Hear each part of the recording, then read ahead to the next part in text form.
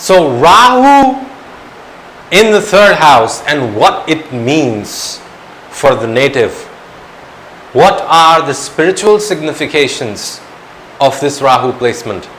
How do we make sense of what it is trying to lead us towards? So Rahu in the third house is actually considered a good placement.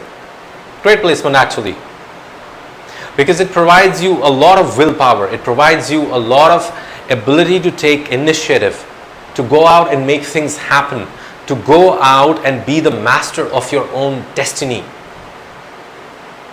to create whatever you want to create in life through your own actions, through your own efforts. Because the third house is the natural house of communication, commerce, learning, grasping.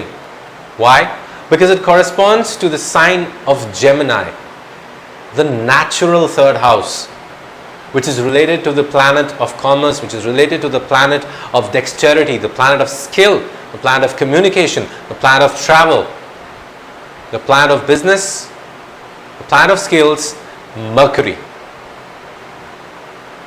When you put Rahu here, this can give you a lot of inauspicious results early on in life.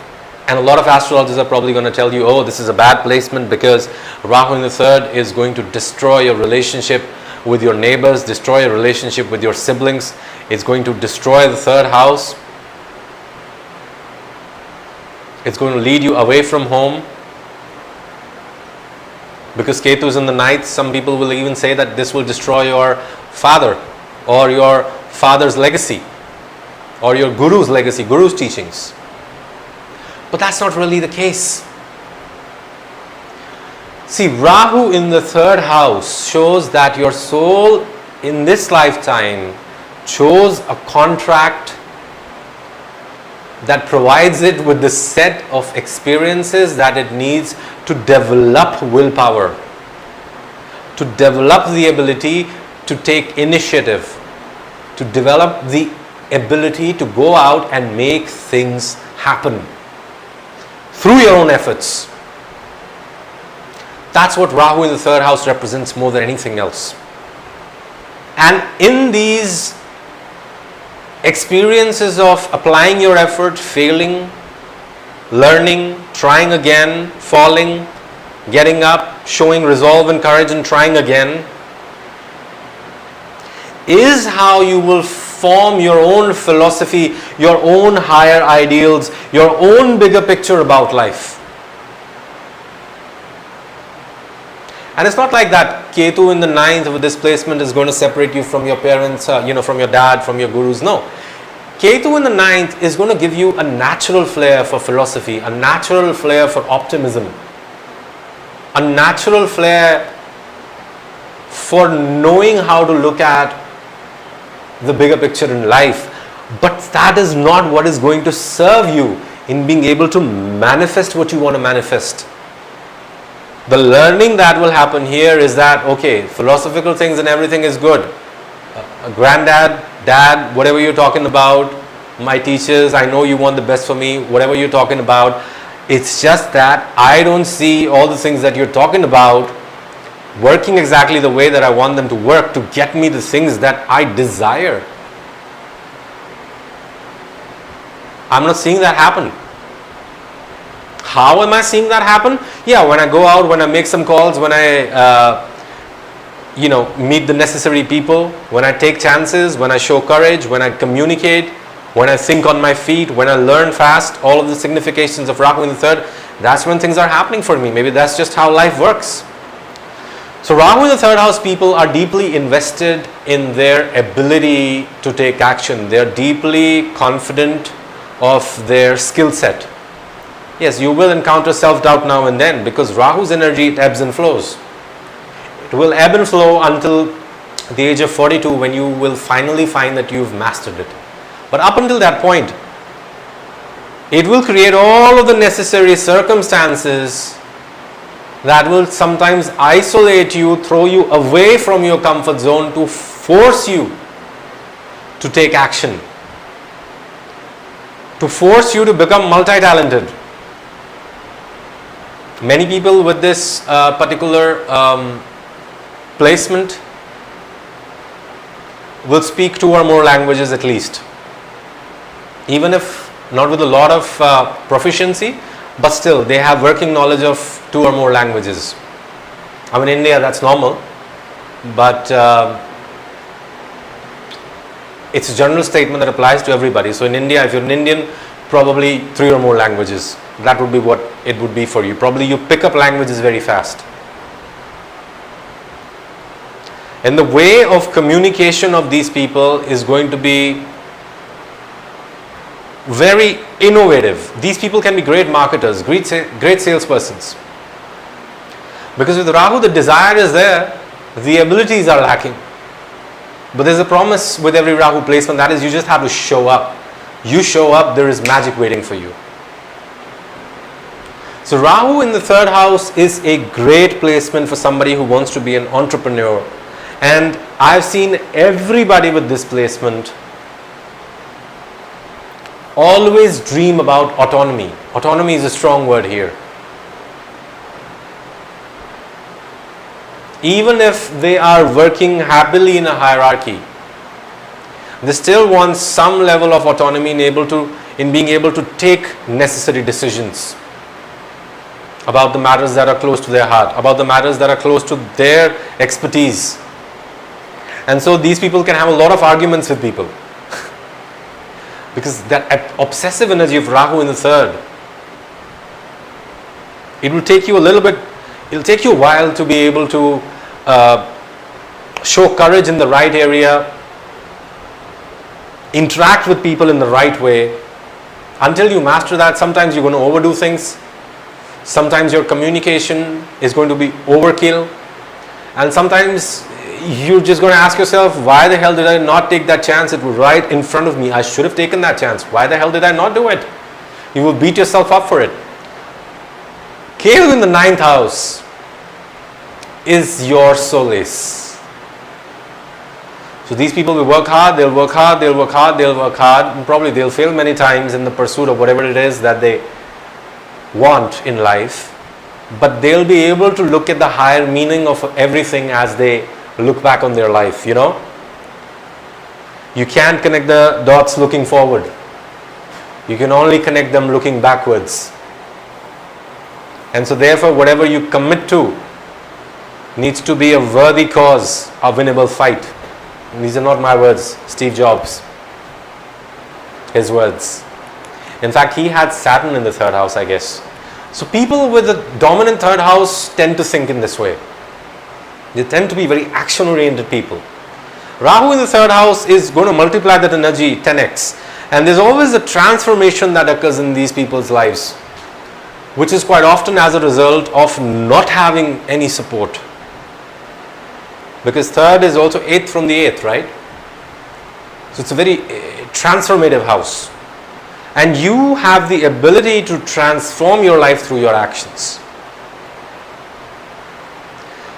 Courage being tested is something, yes, which can be, as much as we'd want it to be, a great effect in real life.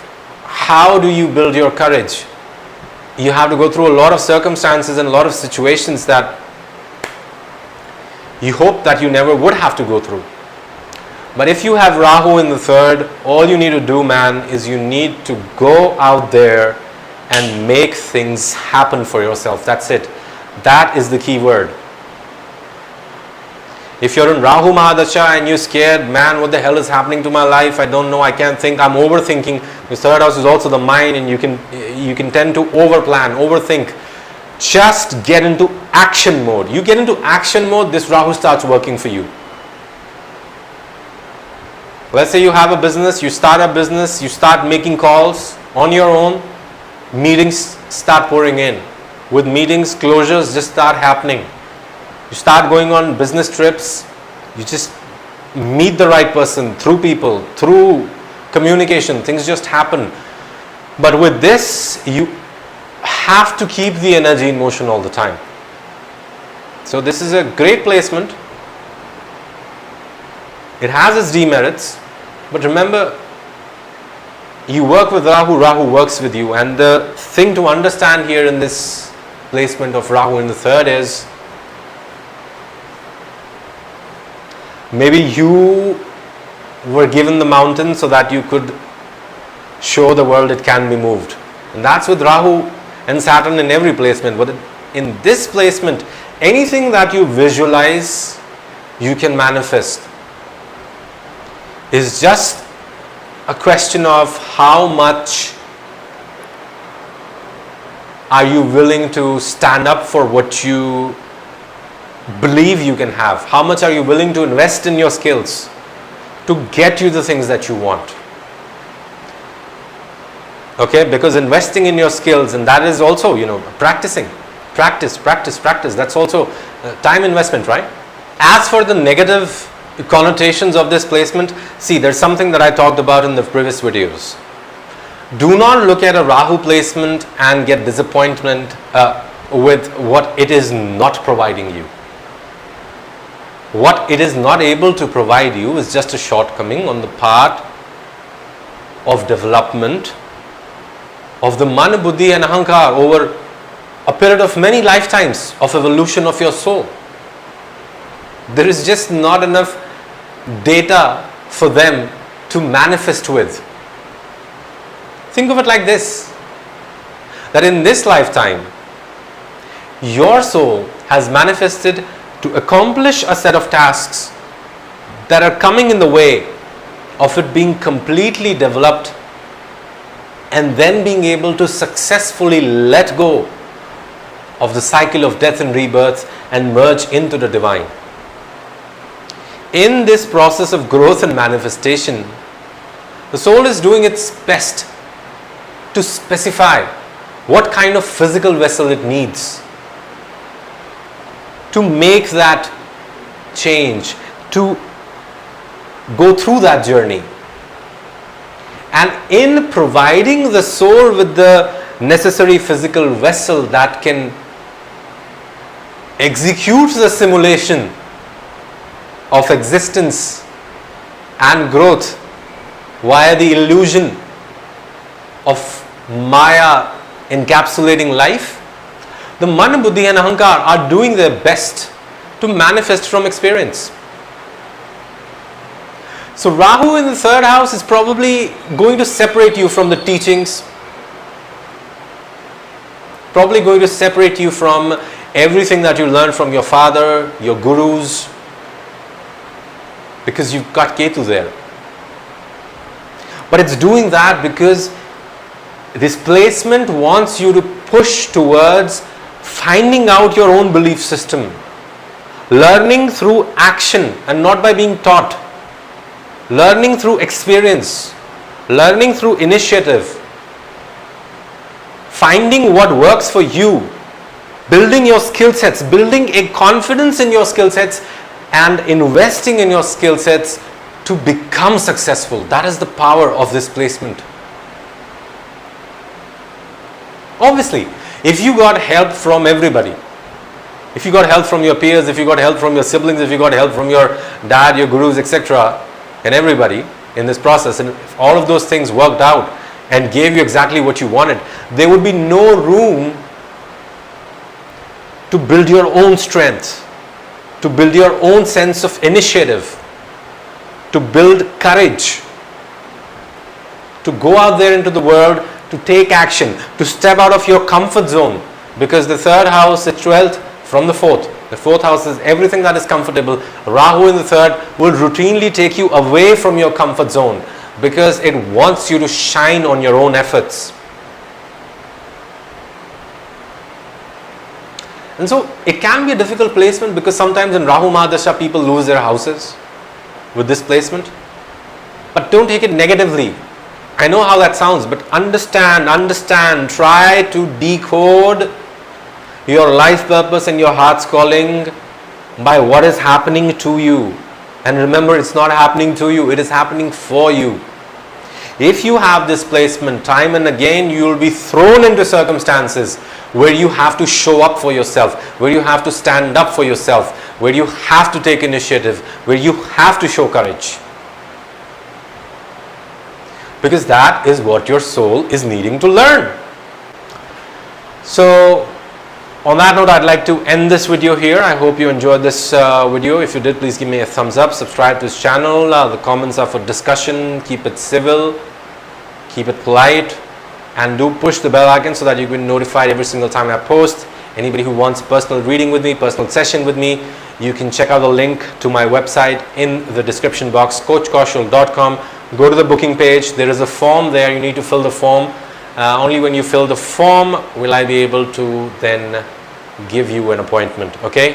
So thank you so much for watching. See you in the next one. Take care. Hari Om.